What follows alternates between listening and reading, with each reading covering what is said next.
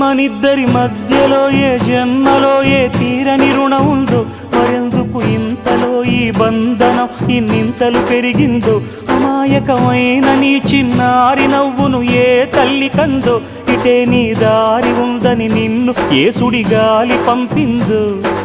పాపం పుణ్యం దేవుడికెరుక, పేదకు దొరికిన బంగారు కణిక, పాలు వెన్నాలేవని అనక ప్రేమను తాగి పెరగవెసిలక.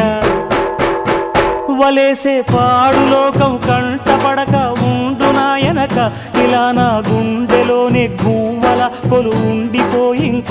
ఇటే పోస్తే ఎమున్నైనా నిలేస్తానే, మరింక ఏ కీడు నీ వంక రాలే.